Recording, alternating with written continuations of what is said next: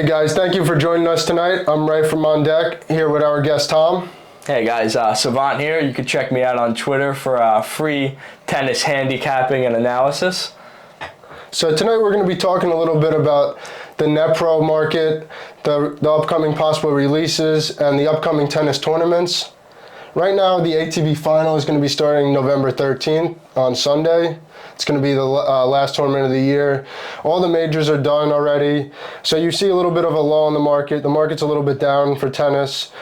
Once again, you'll see that pick up again around right after the Aussie Open, probably transitioning around into the clay court season. Yeah, exactly. So they targeted the U.S. Open for the Alcaraz release to kind of build some hype, and everyone was getting interested in the tennis at the time. So I wouldn't be surprised if they do a similar thing next year, target one of the majors, whether it be Australia or Roland Garros or Wimbledon or the U.S. Open again. But that's when tennis is most viewed, and it's an exciting time for these young players that could now have more chances than ever at winning these tournaments. So yeah, I totally agree. Yeah. And we were so excited when we saw that Carlos was the first drop for Netpro. No doubt. We're both tennis fans. I knew the On Deck guys were big into the card, so yeah, when I saw that drop, we were all licking our chops to go get after that card. So it was great. It was great to see Carlos have it all come to fruition and win it at the U.S. Open too. Yeah, really we awesome. followed him probably a year or two prior to that. Yeah, we were on him back when he was still an underdog in matches against Emil Rusevori. So as that being said, who do you think could possibly be like the next Netpro drop, the next big star that they release? Yeah, I mean, personally, I'm looking to see if they drop somebody like Holger Rune or Jannik Sinner. I think those are two of the best young guys showed their like true potential at winning majors, I think. And then you got to look at Felix too. Felix Auger-Aliassime, he really finished the season off hot. He looks as good as anybody. He is a little bit older than Rune and Sinner though, so I wouldn't be surprised. Still only 22 though. Yeah, also young, but I wouldn't be surprised if they go with Rune because he's a teenager, or Sinner because I think Sinner's only 20. Yeah, Rune's 19. Yeah. So. Yeah, so either Sinner might be 21 now, but either way, all three of those guys would be an awesome selection.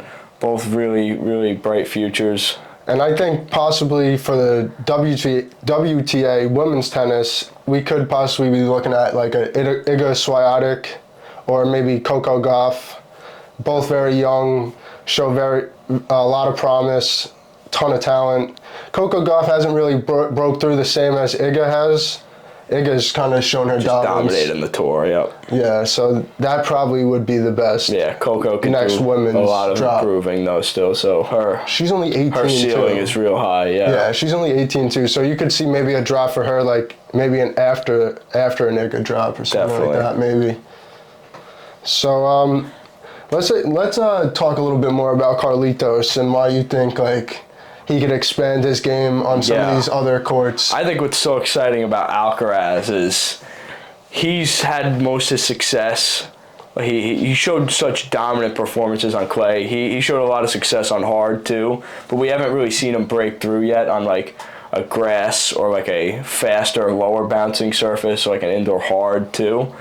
But he has such an attacking, aggressive game and such great feel, and is so proactive and willing to go to the net that I think we could actually see him to start winning on these faster surfaces too, and that's really going to be hard to beat the guy if he can do that. Yeah, because he's already going to be the favorite at Roland Garros and probably a co-favorite or second or third at the U.S. Open and Australia. So if he could break through on grass too, it's going to be something. I think he's just got to add a little bit more juice to that serve and then just beat himself a little bit less. Sometimes he doesn't play with enough margin and goes for bigger shots than he needs to at times, but that's who he is as a player, and I'm here for it. So hell yeah. Yeah.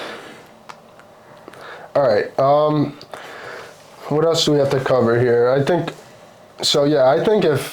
if he possibly wins a Garros or another U.S. Open, you could possibly see his market really take that next level jump, you know? Definitely. Because then he'd be 19, 20 years old already looking at multiple majors. Yeah.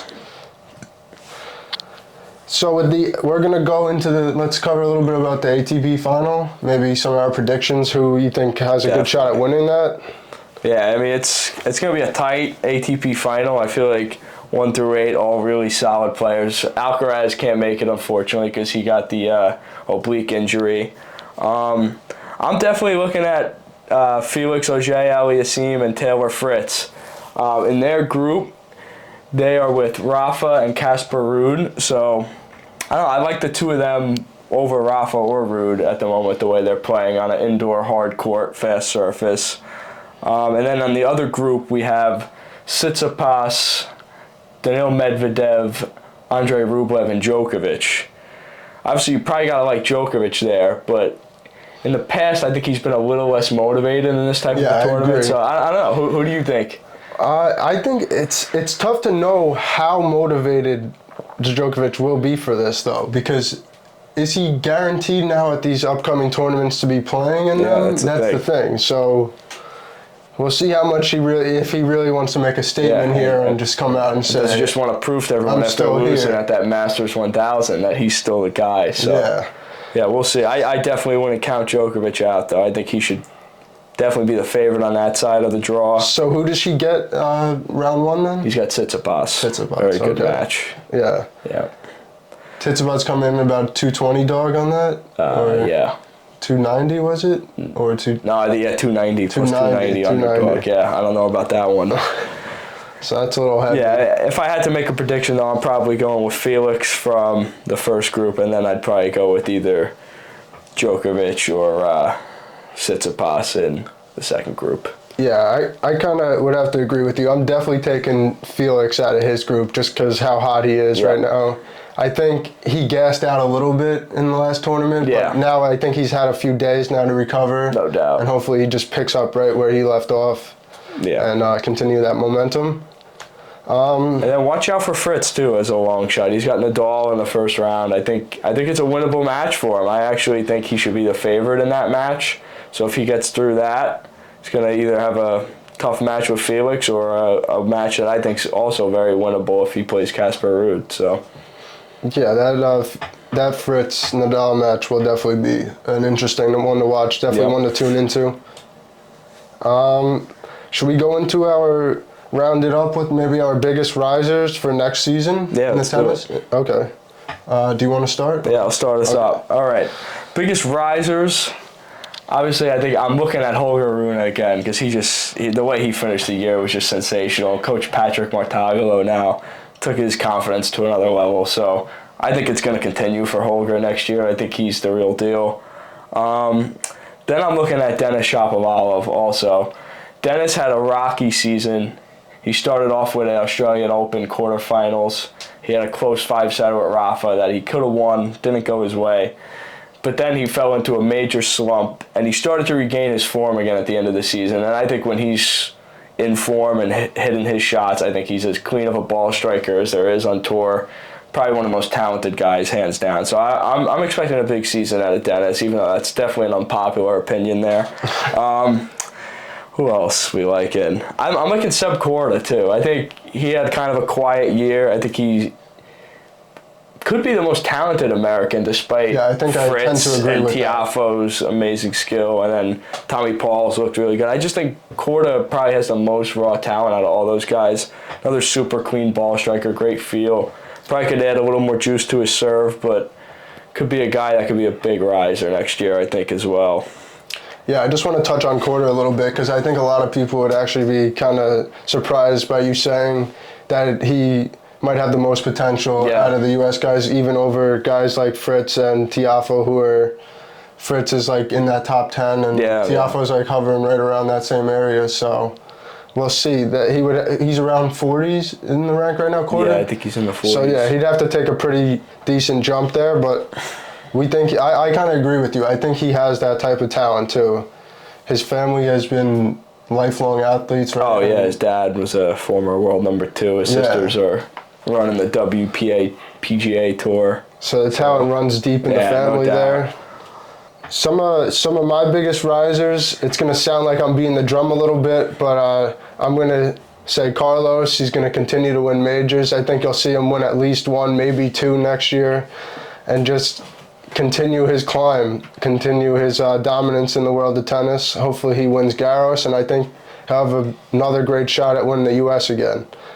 Another guy I'd like to touch on a little bit is Felix. I think he kind of just continues this momentum. I think him switching his coach over to Nadal's father. Uncle Tony Nadal. Gabago, over here. Ever since you've seen him make that coaching change, he's really had quite the jump, I feel like. Yeah.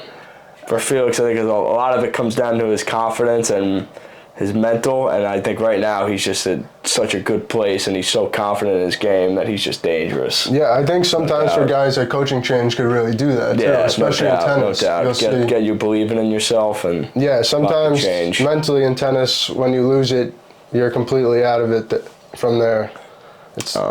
I got one more guy, actually, young guy. He's tearing it up in the ATP Next Gen final right now, Dominic Stricker.